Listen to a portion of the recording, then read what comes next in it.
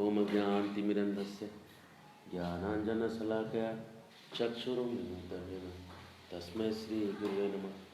श्रीचैतन्यमनोभीष्टं स्थापितं येन भूतले स्वयं रूपा कदा मह्यं ददाति स्वपदान्तिकं। वन्देऽहं श्रीगुरो श्रीयुतापदकमलं श्रीगुरून् वैष्णवांश्च। नमो विष्णुपादाय कृष्णपृष्ठाय भूतले श्रीमते भक्तिवेदांत स्वामिनिति नामिने।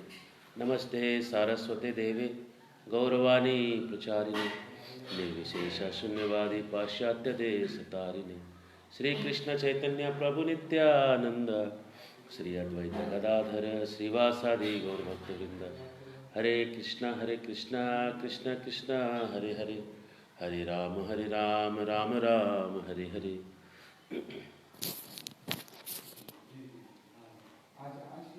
अरे बोतल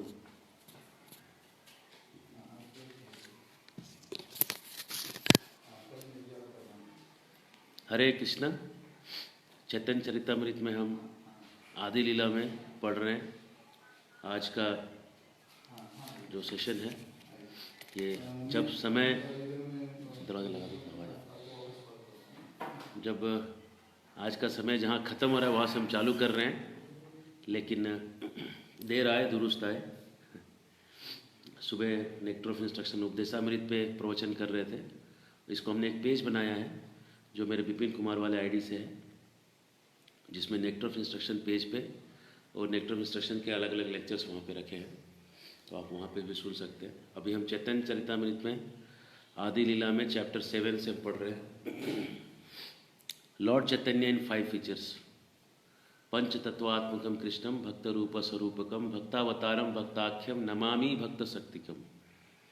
जय जय महाप्रभु श्री कृष्ण चैतन्य, तहाँ जे चरणाश्रित से ही बड़ा धन्य। तो 5 तत्वों के बारे में अभी हम करेंगे, विवरण करेंगे। चैतन्य महाप्रभु स्वयं कृष्ण हैं। स्वयं कृष्ण जो अपना ही रस का आस्वादन करना चाहते हैं, वो स्वयं कृष्ण है, परम भगवान है, लेकिन भक्त के रूप में अवतार कर रहे हैं।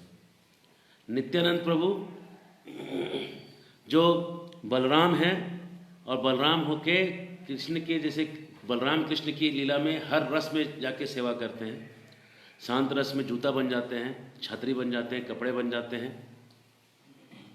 दास रस में उनके कहा हुआ जो आदेश है उसको पालन करते हैं। साख्य रस में उनके साथ खेलते हैं। वात्सल्य रस में बड़ा भाई के जैसा उनका ध्यान रखते हैं। और माधुर्य रस में अनंग मंजरी के रूप में जाके छोटी बहन के रूप में, राधा रानी की छोटी बहन के रूप में जाके सेवा करते हैं। वैसे ही बलराम जी नित्यानंद प्रभु बन के आ जाते हैं, वही बलराम जी। और नित्यानंद प्रभु बन के वो यहाँ पे पंच तत्वों में आके सेवा करते हैं। तीसरे हैं अद्वैत आचार्य, जिनके बारे में हमने एक पूरा अध्याय सुना है पहले।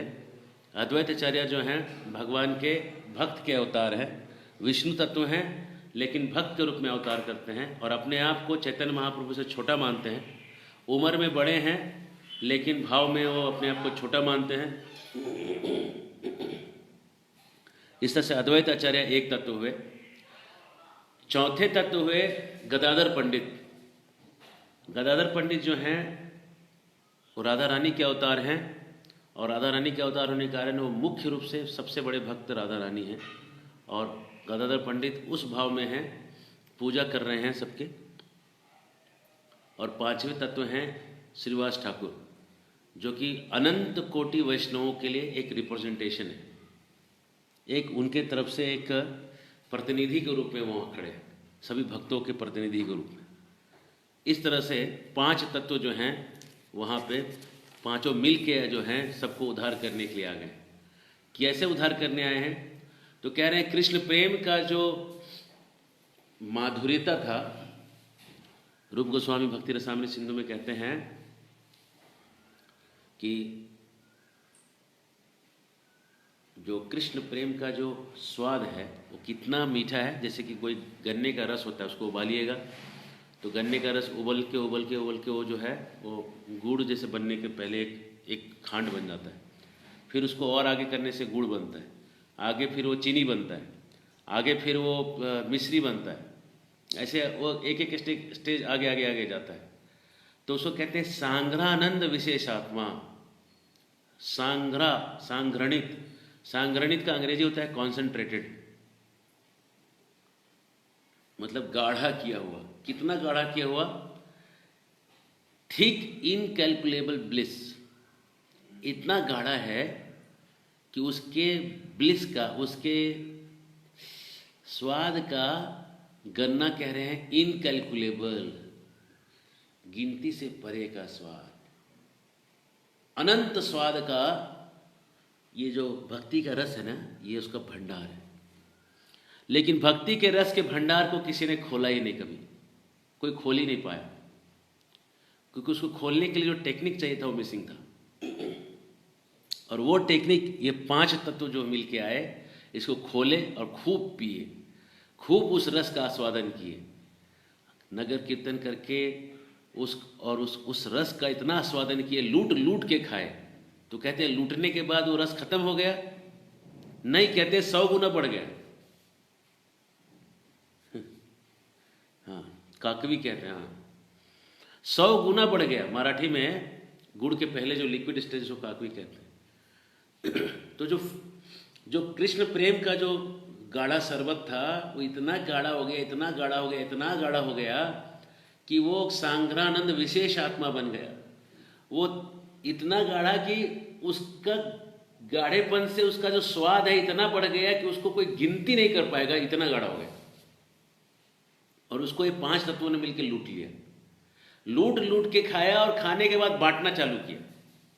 और बांटने के बाद क्या हुआ? माल खत्म हुआ, कहते 100 गुना बढ़ गया। कितना बढ़ गया? 100 गुना। तो और लूटो, जितना लूटोगे उतना बढ़ेगा।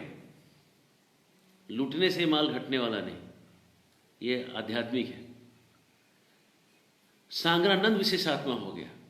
तो जब ये इस तरह से बांट बांट के सबको बांटने लगे 5 तत्व मिलके, तो पूरे जगत में हर कोई जो है वो कृष्ण प्रेम में डूब गया। सब लोग डूब गए, लेकिन कुछ लोग बच गए। अगर कुछ लोग बचते नहीं तो कहानी आगे कैसे बढ़ता? कहानी वही खत्म हो जाती। चैतन्य महाप्रभु आए, सबको प्रेम बांट दिए, सब लोग प्रेम ले लिए, सब लोग गोलोक चले गए, ना हम रहे ना आप रहे। लेकिन कहानी तब तो बढ़ेगी जब कुछ लोग रह गए। अब यही लोगों के कारण आगे कहानी चलेगी। कुछ लोग कौन रह गए? ये पढ़ने वाले स्कॉलर लोग, पंडित लोग। ये पंडित लोग का मानना था। और जो निंदक लोग, तो निंदकों को तो उन्होंने उद्धार किया, लेकिन पंडितों को उद्धार नहीं किया पहले। तो पंडितों का लेवल जो था, जो पांडित्य में जो स्कॉलर लोग थे, उनका महाप्रभु ने उद्धार नहीं किया। क्या किया उनके साथ? उनको उन्होंने अवॉइड किया कि जब वो, अब अगर हरिनामामृत व्याकरण देखेंगे, हरिनामामृत व्याकरण के ओरिजिनल ऑथर हैं चैतन्य महाप्रभु, लेकिन चैतन्य महाप्रभु ने उसको लिखा नहीं कहीं किताब के रूप में। जीव गोस्वामी जब बाद में पाणिनि व्याकरण से व्याकरण सीखे, तो उन्होंने व्याकरण सीखने के बाद उन्होंने हरिनामामृत व्याकरण लिख दिया, जो कि actual authored bye Chaitanya Mahaprabhu. और उसमें हर शब्द का उन्होंने कृष्ण अर्थ दे दिया है। बहुत सुंदर वो व्याकरण सीखने लायक है। और वो सीखने लायक नहीं, वो बहुत आसानी से सीखने लायक है। पाणिनि व्याकरण से 100 गुना आसान है हरिनामामृत व्याकरण सीखना। 100 गुना, कम से कम 100 गुना। अगर पाणिनि व्याकरण पढ़ने के लिए कोई बहुत बड़ा विद्वान चाहिए, तो हरिनामामृत व्याकरण पढ़ने के लिए क्लास 3 का बच्चा चाहिए। क्लास 3 का बच्चा नहीं, क्लास 2 का बच्चा भी हरिनामामृत व्याकरण सीख सकता है। क्यों? कैसे सीखेगा? आपको जरा सिखा कर दिखाते। कैसे सिखाते थे चैतन्य महाप्रभु? कहते थे क ख ग घ अंग च छ ज झ इय त ठ ड ढ न त थ द ध न प फ ब भ म य र ल व। ये सब तो आप जानते ही। बोले ये क्या पढ़ा रहे हैं आप? इसको पाणिनि जी कैसे लिखते हैं, इसी चीज को सुनिए। हैवरट नमंगनम कपय चटयत, ऐसे करके सब श्लोक बनते हैं उनके। और उसके श्लोक होते हैं चुटू, ऐसे ऐसे, जिसका आपको शुरुआत अंत कुछ नहीं समझना है। आपका दिमाग में लगेगा, चुटू बोलेगा तो दिमाग में लगेगा कि बहुत बड़ा हथौड़ा मारा किसी ने। लेकिन उसको हरिनामामृत व्याकरण में कैसे करते हैं सुनिए। क च ट त प, ये पहले जो अक्षर है तो इसको पाणिनि बोलेंगे क च ट त प, ऐसा बोलेंगे इसका नाम। और इसको हरिनामामृत में जीव गोस्वामी लिखते हैं ये है हरि कमल, हरि का कमल है। क है, क से नीचे जो है हरि का कमल है। ख और ख के नीचे च का ज, ज के नीचे ट का ठ, ऐसे जो है तो उसको ये बोलेंगे ख ख फ ट, ऐसे करके उसका नाम बोलेंगे। और इसको बोलेंगे ये वो नहीं, ये हरि का खड़ग है, ख से खड़ग। ग वाला जो लाइन है उसको बोलेंगे ये हरि का गदा है। और घ वाला लाइन ये हरि का घोष है। और अंग वाला लाइन ये तो कृष्ण की मुरली है, नाक से निकल रही है आवाज। अंग, इय, नो, न, म, ये तो सब हरि मुरली है, मुरली की आवाज है, मुरली की अलग अलग आवाज है। बच्चों को भी याद हो जाएगा कि ये सब हरि मुरली बोल दिया तो वो 5 उसको समझ, उसको बोलेंगे अनुनासिक जो नाक से निकलता है, लेकिन वो बोलते हैं हरि की मुरली है। बच्चा भी समझ जाएगा मुरली मतलब क्या है, क्योंकि इसमें एग्जाम्पल का प्रयोग किया जा रहा है। और पाणिनि एग्जाम्पल का प्रयोग करते नहीं है, पाणिनि केवल पॉइंट टू पॉइंट बोलते हैं, तो याद करना कठिन होना ही है। उसके बाद पाणिनि बोलते हैं क ख च छ च छ ट ठ त थ प फ, ये जो पहले 2 लाइन हैं ये कठोर शब्द हैं, बोलने में कठोर लगते हैं, जिनको कठोर माना गया है। और इसका नाम है वो क से लेके वो पूरा नाम है इसका क्या, ख खर खर, हर नहीं खर खर खर है, ये खर प्रत्याहार है, ख से लेके र तक। लेकिन हरिनामामृत में कहा गया है ये क ख च छ ये कठोर है, ये यादव लोग हैं। तो कहता है यादव, तो यादव का मतलब वो कठोर है, वो उधर से समझ जाएगा। और ग ग घ छ ज ज इय ट ठ त थ ट ठ ड ढ न, ये जो आखिरी के 3 हैं ये कहते हैं ये हैं गोपाल, वृंदावन के गोपाल हैं, बड़े मधुर हैं, ये लोग मृदु हैं, इनको कठोरता नहीं है इनके अंदर। तो तुरंत आदमी को याद हो जाएगा कि ये ऐसा है वो वैसा है ना। तो इस तरह से हरिनामामृत व्याकरण जो है पढ़ना आसान है, बहुत आसान है पढ़ना। और पाणिनि व्याकरण बड़ा कठिन है पढ़ना, पढ़ने में बड़ा कठिन है। तो चैतन्य महाप्रभु ये सब पढ़ाते थे, लेकिन ये लोग जो थे ना, ये जो पंडित लोग थे ये बड़े क्रिटिक्स थे, ये बड़ा क्रिटिसाइज किया करते थे। तो महाप्रभु ने क्या किया, इन लोगों को मिले ही नहीं, और वो सोचे कि ऐसा कोई ट्रिक लगाएंगे कि ये लोग भी मेरे भक्त बन जाए। तो चैतन्य महाप्रभु ने क्या किया, संन्यास ले लिया। संन्यास लेने से क्या होता है ना, आदमी के मन में एक अलग फीलिंग आ जाता है, भैया सन्यासी है, कुछ बोलोगे तो पाप लग जाएगा। और उनके सन्यास के बहाने से चैतन्य महाप्रभु ने क्या किया, सबका मन खींच लिया अपनी तरफ। तो जितने भी नवद्वीप के रहने वाले पंडित थे बड़े बड़े, सब लोग सरेंडर कर दिए और सब लोग भक्त बन गए। अब चैतन्य महाप्रभु जब निकले वृंदावन यात्रा के लिए, जब निकले तो वृंदावन के यात्रा में रास्ते में बनारस आए। बनारस में जब वो आए तो बनारस में वो संकीर्तन करने लगे, संकीर्तन को देख के वहां पे झूमने लगे। आनंदे बाहु तुले हरि बोल हरि बोल, जब ऐसा वो आनंद में गाने लगे, हरि बोल हरि बोल हरि बोल हरि बोल हरि बोल हरि बोल, आनंदे बाहु तुले हरि बोल हरि बोल, जब ऐसा नाचने लगे तो बनारस के जो बड़े बड़े पंडित लोग थे, बड़े बड़े प्रकांड पंडित लोग थे, उन लोगों के बीच में बातचीत चलने लगा कि ये पगला सन्यासी कहीं से आ गया है। सन्यासी का काम है बैठ के शास्त्र पढ़े, संस्कृत में श्लोक बोले, अब काट दे सामने वाले को और अपना विद्वता स्थापित कर दे। सन्यासी का काम ये नहीं कि वो बच्चों के जैसा, स्त्रियों के जैसा भावुक हो, अब कांदे कृष्णा हमार कृष्णा पोता है, गया कृष्णा हमार पोता है, कृष्णा पोता है। बोला ये कोई सन्यासी का काम है ऐसा रोना कांदना? ये कोई सन्यासी का काम है ऐसा रोए कांदे कहीं जाके? ये लोग लगे चर्चा करने, पूरे बनारस में जो है बदनामी जल्दी फैलता है, पूरा हल्ला हो गया पूरे बनारस में। और महाप्रभु चैतन्य ने क्या किया, कुछ नहीं किया, चुपचाप वहां से चले गए वृंदावन। वृंदावन जाके उस 12 वनों का दर्शन किए, दर्शन करके वापस जब आए, वृंदावन कब गए? जब ये झारखंड होते हुए निकले, झारखंड में जानवरों को नचाए, उसके बाद हजारीबाग आए, हजारीबाग होते हुए निकले और यहाँ से बनारस पहुँचे। लंबा रास्ता है, जीटी रोड होके गए होंगे, क्योंकि जीटी रोड जो था तभी भी था उनके आने से, क्योंकि अशोक का बनाया हुआ है, करीब 3000 साल पुराना रोड है, तो उसी संभवतः उसी रास्ते से गए होंगे। और बनारस जब पहुँचे तो बनारस में देखे कि ये सब लोग ऐसे ऐसे कर रहे हैं। जब कीर्तन करने लगे तो वो वहाँ से कुछ नहीं किए, चुपचाप वहाँ से चले गए। फिर आगे जाके प्रयाग और आगे जाके वृंदावन में 12 वनों को घूमने के बाद जब वापस लौटे, वापस लौटने के समय फिर से बनारस आए। लौटते समय प्रयाग में रूप गोस्वामी को मिले, प्रयाग से लौट के आए बनारस। बनारस में चंद्रशेखर आचार्य जो थे उनके घर में रुके। अब चंद्रशेखर आचार्य कोई ब्राह्मण परिवार के नहीं थे, वो शूद्र थे, और शूद्र के घर में सन्यासी को रुकना असंभव है। लेकिन महाप्रभु चैतन्य तो स्वयं ईश्वर हैं, उनको क्या रिस्ट्रिक्शन, वो रुके वहाँ पे जाके। और तपन मिश्रा जो था, तपन मिश्रा भी आते थे उनको मिलने के लिए। ऐसे बड़े बड़े भक्त थे लोग, तपन मिश्रा और चंद्रशेखर आचार्य। तब क्या हुआ, उस समय भी बनारस के लोग जो थे वही क्रिटिसाइज कर रहे थे, और ये देख के भक्तों का मन बड़ा खराब लगता था, भक्तों को ऐसा नहीं होना चाहिए।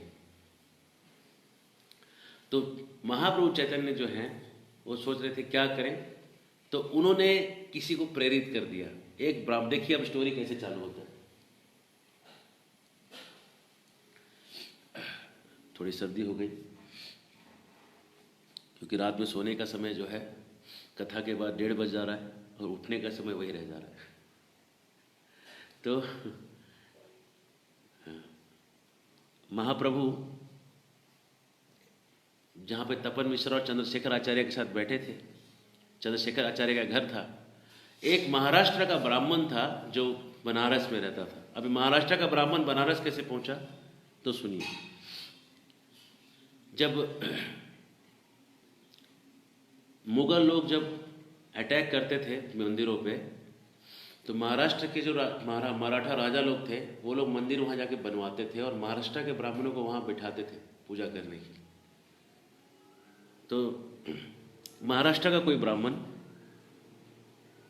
महाप्रभु को अपने घर में प्रसाद के लिए निमंत्रण करने आया कि मेरे घर में आइए और भगवान का प्रसाद पाइए। और उसने पूरे बनारस के सारे सन्यासियों को बुलाया था, जितने मायावादी सन्यासी थे, जितने बड़े बड़े स्कॉलर लोग थे, पंडित लोग थे, सब लोगों को बुलाया हुआ था। अब इन्हीं को बुलाना बाकी था, और उनको बुलाने के लिए आया। और चैतन्य महाप्रभु हंस के बोले ठीक है मैं आऊँगा। और उसके बाद महाप्रभु ये चंद्रशेखर ये सबको लेके वहाँ पहुँचे। जब वहाँ पहुँचे तो ये लोग देखे कि वहाँ सब लोग वहाँ बैठे हुए हैं, प्रकाशानंद सरस्वती, उसके हजारों शिष्य जो मेन शिष्य थे सब वहाँ पहुँचे हुए थे। हजारों तो नहीं पहुँचे होंगे उसके घर में खाने के लिए, लेकिन काफ़ी सारे जो मेन शिष्य थे वो पहुँचे हुए थे। और महाप्रभु एक घर, ब्राह्मणों के घर में एक पैर धोने का जगह होता है जहाँ धो के फिर आगे बढ़ते हैं, तो वहाँ पैर धोए, और पैर धो के उसी के थोड़ा बगल में ही जाके बैठ गए। अब बाकी लोग ऊपर बैठे हुए हैं, सन्यासी नीचे बैठ गए। ये देखते ही प्रकाशानंद जो था ना, तुरंत उठ के बोलता है ए गोसाई इधर कैसे बैठे, ऊपर आओ ऊपर आओ। और हाथ पकड़ के उन्होंने उनको ऊपर लाया। और महाप्रभु जो हैं उनके शरीर से इतना तेज निकल रहा था, तो सब लोग जब बैठ गए साथ में तो बातचीत चालू हो गई। और बातचीत क्या चालू हुआ कि कहने लगे, चैतन्य महाप्रभु कहने लगे, आमी होइना हीन संप्रदाय तुम सवार सभाए वसिते न हुआ है। मैं छोटे संप्रदाय का सन्यासी हूँ, आप बड़े संप्रदाय का सन्यासी हैं। मायावादियों में सरस्वती संप्रदाय ऊंचा माना जाता है, भारतीय नीचा। तो चैतन्य महाप्रभु ने भारतीय संप्रदाय से सन्यास लिया था। कई बार ये मूर्ख लोग कहते हैं कि चैतन्य महाप्रभु भी मायावादी थे। चैतन्य महाप्रभु ने मायावादी परंपरा से सन्यास लिया था, हरिनाम दीक्षा नहीं लिया था। हरिनाम दीक्षा उन्होंने बहुत परम वैष्णव ईश्वरपुरी से लिया था। सन्यास इसलिए भारतीय संप्रदाय से लिया था कि उनका सन्यास का बहुत वजन था। इसलिए उन्होंने उस वहाँ पे चैतन्य भारतीय संप्रदाय से उन्होंने संन्यास लिया था। और संन्यास लेने के बाद उन्होंने मायावाद का कहीं प्रचार थोड़ी किया। आप बोलोगे कि संन्यास लिया, लेकिन बोला क्या ये देखो संदेश। और कैसे संन्यास लिया सो सुनिए। उन्होंने अपने गुरु के कान में मंत्र बोल के बोला, क्या यही मंत्र आप देने वाले हैं? तो उन्होंने बोला हाँ। और फिर गुरु ने उनको मंत्र दिया। तो किसने किसको दीक्षा दिया? पहला दीक्षा तो महाप्रभु ने गुरु को दिया, फिर गुरु ने महाप्रभु को दिया।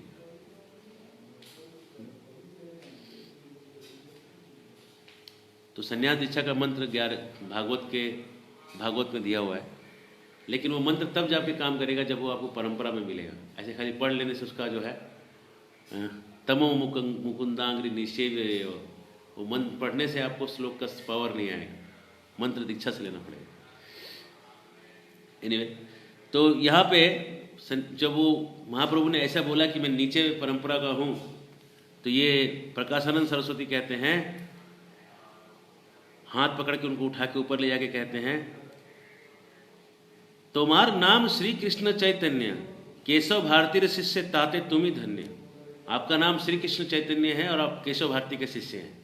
मतलब उस समय के ज़माने में विद्वानों को सब जानते थे। पूरे भारत में कौन विद्वान कहाँ रहता है, किसका शिष्य है, सब जानते थे। तो उसने तुरंत कह दिया कि आप उसके शिष्य हैं। सन्यासी हैया करो नर्तन गायन, सन्यासी होके तुम नाच गान करते हो। भावुक सब संगे लैया करे संकीर्तन, आपने तो करते हो तो सबको ले के रास्ते में जाके भावुक होके नाचते हो। ये सन्यासी का काम है। सब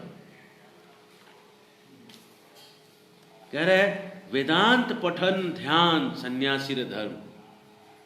सन्यासी का तो धर्म होना चाहिए वेदांत का पठन करे और वेदांत पे ध्यान करे, चेहरे से तेज निकाले, उसके बाद ऐसा तेज निकले कि उसको देख के लोग समझ जाए कि इसको वेदांत का ज्ञान हो गया। ये सन्यासी का काम है। और उसको छोड़ के क्या भावुक कर्म कर रहे हो? उसके बाद कहता लेकिन आपको देखने से लगता है कि आप साक्षात नारायण हो, इतना तेज निकल रहा है। तो चैतन्य महाप्रभु कहते हैं सुनो श्रीपाद, क्या इज्जत दे रहे हैं उसको, सुनो श्रीपाद, हे श्रीपाद सुनिए, इसका कारण सुनिए। गुरु मोरे मूर्ख देखिया करेला शासन, गुरु ने मुझे मूर्ख देख के शासन किया, आदेश दिया मेरे ऊपर। अरे मूर्ख, मूर्ख तू मूर्ख है, तुम्हारा ना ही वेदांत अधिकार, तेरा वेदांत पे कोई अधिकार है ही नहीं। तब क्या करेगा भाई? कृष्ण मंत्र जपो सदा, यही मंत्र सार, हमेशा कृष्ण का मंत्र जपो, ये मंत्रों का सार है। फिर क्या हुआ? कृष्ण मंत्र जपने लगे। जब गुरु ने ऐसा बोला कि कृष्ण मंत्र से तुमको मोक्ष मिल जाएगा, कृष्ण मंत्र से सब कुछ मिल जाएगा, तो मैंने कृष्ण का मंत्र जपना चालू किया। जब गुरु मेरे को मूर्ख बोल रहे तो मैं माना कि मैं मूर्ख हूं। अब कहते हैं नाम बिना कली काले नाही यार धर्म, सर्व मंत्र सार नाम, यही शास्त्र मर्म। सारे शास्त्रों का मर्म है नाम, और कली में कोई दूसरा धर्म नहीं है। ये सब गुरु ने मेरे को बोला।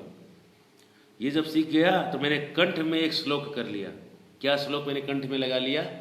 हरिर नाम हरिर नाम एव केवलम, कलौ नास्तेव्य नास्तेव्य नास्तेव्य गतिरन्यथा। कलयुग में हरि का नाम के अलावा कोई रास्ता नहीं है, कोई रास्ता नहीं है, कोई रास्ता नहीं। ये मैं समझ गया। और मैं फिर क्या करने लगा? दिन रात में निरंतर नाम लेना चालू किया। जब नाम लेना चालू किया तो ये नाम ने क्या किया? मेरे मति को भ्रांत कर दिया। मेरे को ये पगलाने लगा, नाम जो है मेरे को पागल करने लगा। और उसके बाद क्या हुआ? मेरा धैर्य खत्म हो गया। मैं भी वेदांत पढ़ के धैर्य रखता था, लेकिन ये नाम ने मेरा धैर्य उड़ा दिया, मेरे को भावुक बना दिया। मैं रोने लगा, मैं हंसने लगा, मैं कांदने लगा, मैं नाचने लगा, रोने लगा, कूदने लगा। पागल हैया आमी धैर्य नहीं मने, मैं पागल हो गया नाम जपने के बाद, और मेरा धैर्य खत्म हो गया। एता चिंती निवेदिनो गुरुर चरणे। और जब इस तरह से हुआ तो मैं अपने गुरु के चरण में जाके कहने लगा। बहुत फेमस श्लोक है ये अगला वाला, कि दरवाजा बंद करिए।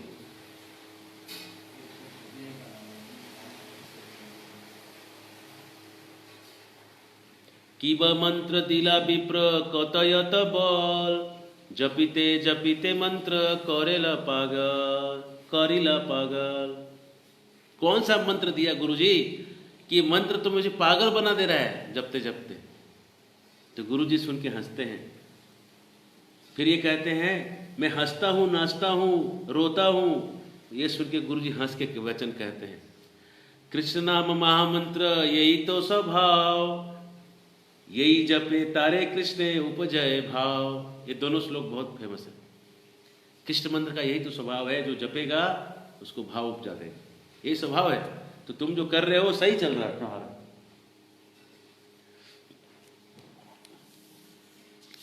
और इसके बाद क्या हुआ, पंचम पुरुषार्थ प्रेमानंदामृत सिंधु, मोक्षादि आनंद यार नाही एक बिंदु। पंचम पुरुषार्थ जो है वो जैसे धर्म अर्थ काम मोक्ष, ये 4 पुरुषार्थ कहे गए, लेकिन 5वां पुरुषार्थ है प्रेम अमृत सिंधु, प्रेम के अमृत को पाना, ये पंचम पुरुषार्थ है। और मोक्ष का जो आनंद है इसका एक बिंदु है, बिंदु भी नहीं है यार, ना ही एक बिंदु, उसका एक बूंद भी मोक्ष का आनंद नहीं है। मतलब जो लोग मोक्ष प्राप्ति के लिए सोच रहे हैं उन लोगों को बड़ा झटका लगेगा कि मोक्ष का प्राप्ति एक बिंदु के बराबर भी नहीं है जो पंचम पुरुषार्थ है। दरवाजा बंद करो, दरवाजा बंद करो, दरवाजा। तो प्रेम का जो स्वभाव है ये क्षोभ करता है, प्रेम का स्वभाव है कि लोभ करता है। प्रेम का स्वभाव जो है हंसता है, रोता है, गाता है, नाचता है, प्रेम का स्वभाव है। पसीना आता है, कंपन होता है, रोमांच होता है, गदगद होता है, उन्माद होता है, विषाद होता है, धैर्य होता है, गर्व होता है, हर्ष होता है, दैन्य होता है। ये सब भाव प्रकट होते हैं, ये प्रेम का स्वभाव है। तो ये कह के मेरे गुरु ने बोला, एक श्लोक बताया भागवत का, एवं व्रतः स्वप्रिया नाम कीर्तया जातानुरागो द्रुतचित्त उच्चय हस्ती अतो रोदती रौती गायती उन्मादवत नृत्यति लोक बाह्य। जब किसी को कृष्ण का प्रेम मिल जाता है तो लोगों को कोई जो जिसको सोचना है सोचे, हम भगवान के लिए नाचेंगे, वो नाचता है। जैसे शादी में जाके लोग सब नाचते हैं ना, दुनिया वाले क्या सोच रहे हैं हम नहीं जानते, हम इससे ऐसा प्रेम करते हैं कि हम नाचेंगे और वो नाचते हैं। और इस कृष्ण नाम के प्रेम के सामने जो ब्रह्मानंद का जो सुख है वो कुछ नहीं है, वो फीका सुख है। ये सब कहने के बाद मायावती सन्यासी सब, उनका हृदय हिल जाता है सुन के, सारे एक्सप्लेनेशन सुन के, और वो लोग का थोड़ा मन बदलने लगता है। तो वो लोग कहने लगते हैं, हे चैतन्य, आपने जो कहा सब सच है, कि सबसे बड़ा जो किसी जीव पे कृपा है वो प्रेम है, इससे हमको कोई दिक्कत नहीं है। लेकिन तुम वेदांत क्यों नहीं पढ़ते हो ये बताओ, वेदांत नहीं पढ़ने का कारण बताओ। ये प्रेम है, ये सब शास्त्र युक्ति है, ये समझ में आया, वेदांत क्यों नहीं पढ़ते सो बताओ। तो ये सुन के महाप्रभु चैतन्य कहते हैं, श्रुति स्मृति पुराणादि पंचरात्रि किम विधिम विना एकांति किम हरेर भक्ति उत्पाते व कल्पते। कि अगर कृष्ण भक्ति के बिना कुछ करोगे तो उत्पात हो जाएगा। तो ये सुन के सन्यासी लोग जो थे वो, उनका जो तेज है चैतन्य महाप्रभु को और बढ़ने लगा, एकदम नारायण के जैसे दिखने लगे, तेज ऐसा हो गया। और कहने लगे सन्यासी लोग, ये चैतन्य तुम्हारा बात सुन के मन बड़ा जुड़ा जा रहा है, बड़ा मन शांत लग रहा है, जो जो श्लोक बोल रहे हो वो श्लोक सुन के मन बड़ा शांत लग रहा है, सारे उपनिषदों का श्लोक बोल रहे हो और स्मृति ये सब श्लोक सुन के, भागवत का श्लोक है ये सुन के बड़ा आनंद आ रहा है। और आपके इन्फ्लुएंस से क्या हो रहा है, हमारा मन संतुष्ट हो रहा है। तो क्या आप हमको वेदांत सूत्र सिखाएंगे? आप सिखाइए कुछ वेदांत सूत्र। महाप्रभु चैतन्य तो यही चाहते थे कि बस ये लोग ये पॉइंट पे आए कि हम सिखाना चालू करें। और भगवान महाप्रभु कहते हैं, वेदांत जो है, वेदांत सूत्र ईश्वर वचन, ये ईश्वर का वचन है। व्यास रूपे कैला यहाँ श्री नारायण, व्यासदेव के रूप में नारायण ही सब वेदांत कहे हैं और नारायण ही इसको बता रहे हैं चैतन्य महाप्रभु के रूप में। भ्रम प्रमाद विप्रलिप्सा कर्ण पाटवा ईश्वरेर वाक्य नहीं दोष, यही सब। ईश्वर के वाक्य में कोई दोष नहीं होता है। जैसे हमारे वाक्य में दोष हो सकता है, हम लोग दुनिया में देखते हैं हमारे इंद्रियों का कुछ कमी है, लेकिन ईश्वर के वाक्य में कोई कमी नहीं रहती। तो पहला ये कहते हैं। फिर कहते हैं 108 उपनिषद के नाम फिर यहाँ लिखे गए हैं कि कौन कौन से 108 उपनिषद हैं। यहाँ पूरा नाम है, नाम सारा नहीं पढ़ेंगे, लेकिन यहाँ पे है जबाली उपनिषद, वराहोपनिषद, पंच ब्रह्मोपनिषद, दर्शनोपनिषद, भस्मोपनिषद, हृदयोपनिषद, त्रिपुरोपनिषद, अवधूतोपनिषद, आत्मोपनिषद, अध्यात्मोपनिषद, पूर्णोपनिषद, मालिकोपनिषद, संन्यासोपनिषद, शारीरकोपनिषद, ऐसे उपनिषदों के नाम भरे 108 नाम यहाँ आदि लीला में लिखे हुए हैं। और बोलते हैं कि श्रीपाद शंकराचार्य जी जो हैं वो मेन मीनिंग छोड़ के दूसरा हल्का मीनिंग निकाल रहे हैं हर जगह। हल्का मीनिंग का मतलब होता है जैसे कि अगर कहा जाए कि बोतल का पानी दे दो, तो इसका कोई दूसरा मीनिंग निकाल सकता है। बोतल का पानी दे दो, आप ये तो नहीं कहे कि हमको दे दो, उसको दे दो, है ना। बोतल का पानी दे दो, तो बोतल का पानी तो बोतल में दिया ही हुआ है। ये मीनिंग था क्या इसका? ये मुख्य मीनिंग था क्या इसका? मुख्य मीनिंग था कि मेरे को दे दो, कहने का। हाँ, बात का बतंगड़ करना, इसको हिंदी में बोलते हैं बात का बतंगड़ बनाना। तो शंकराचार्य जी ने क्या किया है? बात का बतंगड़ किया है, हर चीज का उन्होंने घुमा दिया है, हर चीज को उन्होंने घुमा दिया। लेकिन उनको कोई दोष नहीं लगेगा इसके लिए, क्योंकि इसके लिए अब दोष किसी नहीं लगेगा भाई बात का बतंगड़ करने का, क्योंकि ये आदेश विष्णु दिए कि जरा बात का बतंगड़ करो जाके। कहते हैं पद्म पुराण में, मायावादम असत शास्त्रम प्रच्छन्नम बौद्धम उच्यते मय्ये वा विहिता देवी कलो ब्राह्मण मूर्तिना ब्राह्मण चापरम रूपम निर्गुणे वक्षते मया सर्वस्वम जगतो अपि अस्य मोहनांतर्थम कलो युगे। कलयुग के लोगों के विद्वानों का दिमाग घुमाने के लिए मैं शंकराचार्य के रूप में पैदा होऊंगा, और सबका दिमाग घुमाने के लिए मैं असत शास्त्र को लिखूंगा। शंकराचार्य जी खुद कह रहे, शंकर भगवान खुद कह रहे, मैं शंकराचार्य के रूप में आऊँगा और सबका दिमाग घुमाने के लिए बात का बतंगड़ करूँगा। क्यों करूँगा देवी? क्योंकि मेरे को आदेश मिला विष्णु से। और विष्णु ने आदेश क्यों दिया है? क्योंकि सब लोग गौतम बुद्ध को फॉलो कर रहे थे और गौतम बुद्ध से हटा के उनको वैदिक शास्त्र में लाना था। तो चलो बात का बतंगड़ करो, लेकिन पढ़ाओ वैदिक शास्त्र, यहाँ पे ले आए। तो इसलिए उनको कोई दोष नहीं लगेगा। लेकिन अब सुनो, ब्रह्म शब्द जो है उसका मुख्य अर्थ है भगवान, इसका मुख्य अर्थ निराकार ब्रह्म नहीं है। और भगवान जब उसका मुख्य अर्थ होता है तो हर चीज जो है भगवान की शक्ति है। चिदानंद तेहो तार स्थान परिवार तारे कहे प्राकृत सत्वेर विकार। उस चिदानंद आकाश में भगवान रहते हैं। शंकराचार्य जो शिव जी के अवतार हैं, उन्होंने हरि का आदेश पालन करने के लिए ऐसा सब किया, उल्टा पुल्टा मीनिंग निकाला। अब ये कहते हैं भगवान जो है एक तेज आग के समान है, और उससे जो चिंगारियां निकल रही है वो चिंगारियां जीव के समान है। तो तुम कहते हो कि चिंगारी ही आग की लौ है, ये कैसे मान लेंगे? चिंगारी कभी जला सकती है चीजों को? नहीं जला सकती। चिंगारी कभी जला सकती है? नहीं जला सकती।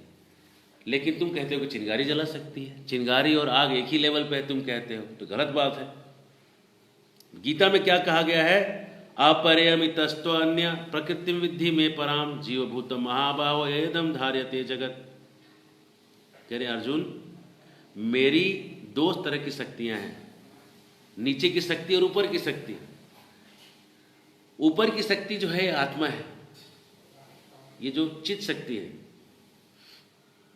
जो चित्त शक्ति जो आत्मा है। और आत्मा क्या करता है? दुनिया के चीजों को जाके एक्सप्लॉइट, उसका शोषण करता है। आत्मा का यही काम है। लेकिन कहते हैं एक मेरी जो अपरिमितम, कहते हैं कि जो 8 तरह की जो चीजें हैं, पृथ्वी जल वायु खम मनोबुद्धि रेवच अहंकार इति में भिन्न प्रकृति रष्टधा, ये 8 तरह की जो प्रकृति है ये मेरी ही भिन्न प्रकृति है। तो कह रहे कि ये सब मेरी शक्तियां हैं और मैं इनसे अलग हूं। ये कृष्ण स्वयं कह रहे हैं, मैं वो नहीं हूं, मैं ये आत्मा नहीं हूं। ऐसे 13वें अध्याय में भी ऐसा ही वर्णन है। क्षेत्रज्ञम चाप इमाम विद्धि सर्व क्षेत्रेषु भारत। सभी क्षेत्रों में, सारे आत्माओं में आत्मा को शरीर का ज्ञान है और परमात्मा को भी शरीर का ज्ञान है, लेकिन परमात्मा और आत्मा अलग है, इसलिए च कहा गया है। अगर एक होते तो कहते एकम, एकम नहीं कहा गया। परमात्मा को भी शरीर का ज्ञान है, आत्मा को भी शरीर का ज्ञान है, मतलब दोनों अलग अलग रूप से शरीर का ज्ञान ले रहे हैं, दोनों एक नहीं है। लेकिन मायावादी लोग क्या करते हैं, दोनों को एक कर देते हैं और परम भगवान को एक जीव के जैसा एक मामूली आदमी बना देते हैं, और मामूली आदमी बनाने से लोग अपराध करते हैं। इस तरह से शंकराचार्य जी ने सबको गुमराह किया है। तो ये सब आज के शंकराचार्य जी भी सुने, जो 4 शंकराचार्य मठ में बैठे हैं, कि शंकराचार्य जी ने इनको गुमराह किया, उनको दिक्कत है। तो ये आदि लीला चैतन्य चरितामृत पढ़ें और अपने ज्ञान को बढ़ाएं। और इस तरह से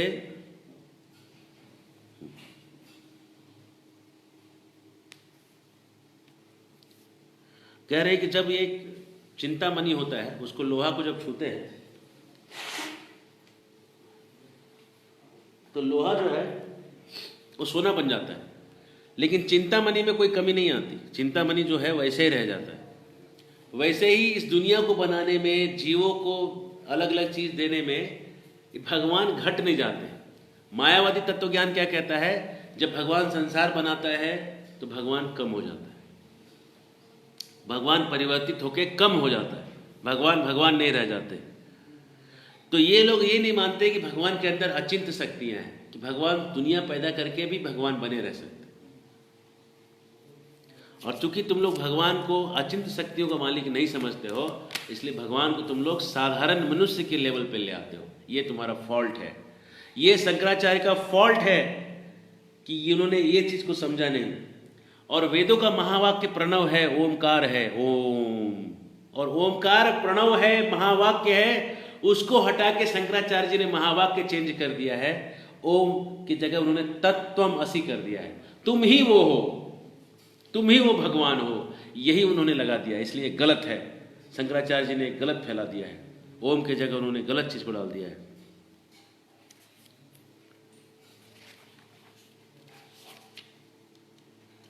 और जब तुम कहते हो कि परम भगवान जो है वो निराकार है, निर्विशेष है, उसमें कोई रूप नहीं है, उसको कोई देख नहीं सकता है, वो एक शक्ति है, तो तुम ये कह रहे हो कि परम भगवान जो है वो रूप नहीं ले सकता है। ये क्या तुम उसकी कमी नहीं बता रहे हो? जरा समझिए, अगर मैं ये बोलूं कि भगवान एक रूप नहीं ले सकता है, तो ये भी तो एक भगवान की कमी हो जाएगी। और अगर भगवान कोई चीज नहीं कर सकता है, तो फिर भगवान तो कमजोर हो गया, भगवान फिर भगवान कैसे रहा? तो ये शंकराचार्य जी का फॉल्ट है। शंकराचार्य जी ने एक गलत चीज को पकड़ा और गलत चीज सिखाया। इस तरह से शंकराचार्य जी को एक एक करके काटते गए और काट के दिखाने लगे कि शंकराचार्य जी ने कैसे इतनी सारी गलतियां जो है पढ़ाई हैं। तो फिर ये जो सन्यासी थे प्रकाशानंद सरस्वती के साथ वाले, वो कहने लगे हमको भी मालूम है कि इसमें बहुत फॉल्ट है, लेकिन क्या करें, हम लोग इसमें सरस्वती संप्रदाय में दीक्षा ले लिए हैं, और दीक्षा ले लिए हैं तो कैसे हम लोग बोलेंगे कि गलत है? इसलिए मन में ही कुड़ कुड़ के रह जाते हैं और हम लोग ये सब चीज बोलते नहीं हैं।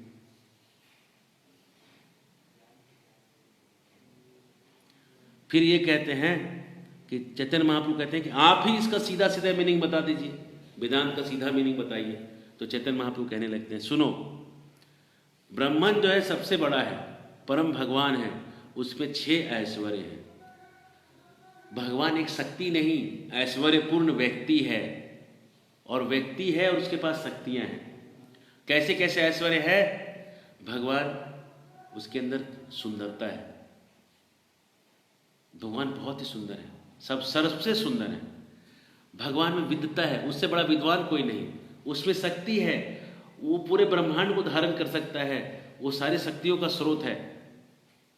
उसमें ज्ञान है, उसके पास ऐश्वर्य है, उसके पास सारा कुछ पैसा उसी का है, सारी लक्ष्मियों का मालिक है, और आखिरी में वो उसमें वैराग्य है। ये 6 ऐश्वर्य होने के कारण वो भगवान है। और उस भगवान को प्राप्त करना वेदों का परम लक्ष्य है। और जब तुम कहते हो कि भगवान एक शक्ति है तो तुम उसके सारे शक्तियों को जीरो कर देते हो। तो जब तुम शक्तियों को जीरो कर दोगे, भगवान की शक्तियों को जीरो कर दोगे, तो आधा ही चीज को ना मान रहे हो। तो आधा मानोगे तो सत्य कैसे होगा बताओ? आधा मानोगे तो आधा ही कहलाओगे ना। लेकिन भक्ति में हम शुरुआत में ही मान लेते हैं कि भगवान को शक्तियां हैं, इसलिए भक्ति ही भगवान तक पहुंचने का रास्ता है और सीधा सीधा रास्ता है। और गुरु के पास जाके वो रास्ते से हम लोग भगवान तक पहुंचते हैं। और जब हमको कृष्ण का प्रेम मिल जाता है तो हमको पंचम पुरुषार्थ प्राप्त हो जाता है, जो मोक्ष से भी ज़्यादा है। इस तरह से समझाने के बाद जब मायावादी लोग ने उनका पूरा और भी बहुत लंबा एक्सप्लेनेशन है यहाँ पे दिया, तो उसके बाद उनको संबंध, अभिधेय और प्रयोजन, ये 3 चीज़ों के बारे में वो लोगों ने सुना कि भगवान से हम संबंध कैसे बना सकते हैं, और अभिधेय का मतलब भगवान को हम पाने के लिए क्या कर सकते हैं, रास्ता क्या है जाने का, और प्रयोजन का मतलब जब हम भगवान को पा लेंगे तब क्या हमारे हाथ में लगेगा। ये 3 चीज़ को कहते हैं संबंध, अभिधेय, प्रयोजन। तो इसको उन्होंने बोला कि हमको आप ये थोड़ा सा समझाइए, और इसको फिर चैतन्य महाप्रभु समझाना चालू करते हैं। और जब वे उसको समझा देते हैं तो ये सन्यासी लोग कहते हैं कि हमारे जो अपराध थे आपको हम भावुक समझते थे, लेकिन आप इतने गागर में सागर दिख रहे हैं, उससे समझने के बाद हमारे अपराधों को क्या आप माफ़ करेंगे? तो महाप्रभु कहते हैं, महाप्रभु ने सबके अपराधों को माफ़ कर दिया और सबको आशीर्वाद दिया और कृष्ण नाम लेने के लिए कहा। और सब जो सन्यासी थे वो सब महाप्रभु को अपने बीच में रखे और सबने प्रसाद ग्रहण किया महाराष्ट्र के ब्राह्मण के घर में। और इस तरह से जब चैतन्य महाप्रभु जीते तो उनके साथ में जो चंद्रशेखर, तपन मिश्र और सनातन गोस्वामी, ये तीनों वहाँ आए थे। तीनों बहुत खुश हुए, वाह जय हो सोच रहे हैं।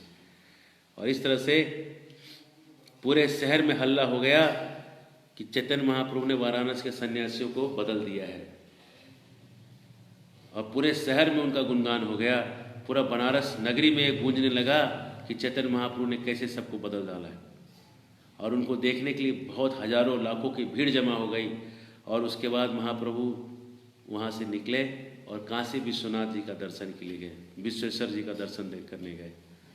और दर्शन करने के बाद वहाँ पे उनको मंत्र बोलते हैं, सृष्टि स्थिति प्रलय साधन शक्ति रेखा छाये यस्य भुवनानि विभर्ति दुर्गा इच्छानुरूपम अपि यस्य चेष्टते सा गोविंदमादि पुरुषम तमहम भजामि। हे दुर्गा, तुम सृष्टि करती हो, सृष्टि को बनाए रखती हो, सृष्टि का प्रलय करती हो, और तुम छाया के रूप से गोविंद के साथ चलती हो और गोविंद की हर इच्छा को चुटकी बजा के कर देती हो। तुमको प्रणाम है। आएगी यूट्यूब पे भी आएगी। उसके बाद शिव जी को प्रणाम करते हैं। क्षीरम यथा दधि विकार विशेष योगात संजायते नहीं ततः पृथगस्ति हेतो यम संभूताम अपि तथा समुपैति कार्यात गोविंदम आदि पुरुषम तमहम भजामि। हे भोले बाबा, जैसे दूध से दही बनता है, दूध और दही में कोई फर्क नहीं रहता, वैसे ही विष्णु ही शंभु बन जाते हैं। विष्णु और आप में कोई फर्क नहीं है। जब विष्णु को इस दुनिया को चलाना होता है, दुनिया को छूना पड़ता है, तो छुए हुए विष्णु जो हैं वो शंभु कहलाते हैं। दोनों में कोई फर्क नहीं है। इस तरह से वो प्रार्थनाएं करते हैं, और जब प्रार्थना करते हैं तो शिव जी बहुत प्रसन्न हो जाते हैं। उसके बाद चैतन्य महाप्रभु गंगा में स्नान करते हैं, और स्नान करने के बाद हरि हरि बोलते हैं जोर से, और उसके बाद बनारस को वो छोड़ देते हैं। और 2 महीने तक, छोड़ने के पहले 2 महीने तक सनातन गोस्वामी को उपदेश देते हैं दशाश्वमेध घाट के ऊपर। और वहाँ भीड़ बहुत होने लगती है। जो लोग सुनते हैं, बाकी लोग भी सुनते हैं, उनके साथ बहुत भीड़ होती है। उसके बाद सनातन गोस्वामी को वृंदावन भेज देते हैं और खुद वो जगन्नाथपुरी लौट जाते हैं। इस तरह से चैतन्य महाप्रभु की ये लीला हमने सुनी। यही पंचतत्व रूपे श्री कृष्ण चैतन्य कृष्ण नाम प्रेम दिया विश्व कैला धन्य। इस तरह से एक एक पंचतत्व के जो लोग थे, विश्व में हरि का नाम दे के सबको धन्य कर दिए। और मथुरा पठला रूप सनातन दुई सेनापति कैला भक्त प्रचारण। मथुरा में रूप और सनातन 2 सेनापतियों को भेज के भक्ति शास्त्र का प्रचार करने के लिए लगा दिया। नित्यानंद गोसाई पठाइला गौड़ देशे तेहो भक्ति प्रचारला अशेष विशेषे। और नित्यानंद प्रभु को उन्होंने बंगाल भेज दिया, बंगाल बांग्लादेश, और बोला उधर जाके प्रचार करो, उनको उधर प्रचार करने के लिए लगा दिया। और आपने दक्षिण देशे करीला गमन, ग्रामे ग्रामे कैला कृष्ण नाम प्रचारन। और खुद दक्षिण के देश में गए, क्योंकि दक्षिण जो थोड़ा हार्ड नट था, बोले कि दक्षिण को तो मैं खुद जाऊंगा और जाके वहाँ प्रचार करूंगा। और सेतु बंध तक गए और कृष्ण का प्रेम सबको बांटे। यही तो कहला पंच तत्व व्याख्यान, इहार है चैतन्य तत्व ज्ञान। ये पंच तत्वों के बारे में हमने आपको बताया। इसको जानने से आपको भक्ति का आपको जो चैतन्य महाप्रभु का जो ज्ञान है आपका बढ़ जाएगा। श्री चैतन्य नित्यानंद अद्वैत तीन जन, श्रीवास गदाधर आदि यत भक्तगण। तो तीन जो थे भगवान थे, चैतन्य नित्यानंद प्रभु और अद्वैत आचार्य, और बाकी जो थे दो, श्रीवास और गदाधर, ये सब दोनों भक्त थे। और सभी के चरणों में हम प्रणाम करते हैं और चैतन्य महाप्रभु की लीला को आगे बढ़ाते हैं। श्री रूप रघुनाथ पदे यार आस, चैतन्य चरितामृत कहे कृष्णदास। श्री रूप और सनातन के चरणों में हम प्रणाम करते हुए चैतन्य चरितामृत कृष्णदास कविराज गोस्वामी कह रहे हैं, जो प्रभुपाद जी उसका अनुवाद इंग्लिश में कर रहे हैं, जिसको आप लोग यहाँ पे इलेक्ट्रॉनिक मीडिया के माध्यम से सुन रहे हैं। जय श्री चैतन्य महाप्रभु की जय, पंच तत्व की जय, नित्यानंद प्रभु की जय, अद्वैत आचार्य की जय, गदाधर पंडित की जय, श्रीवास ठाकुर की जय, गौर भक्त अनंत कोटि गौर भक्त वृंद की जय, शिल प्रभुपाद की जय, निताय गौर प्रेमानंदे हरि हरि बोल। बहुत बहुत धन्यवाद। हरे कृष्ण।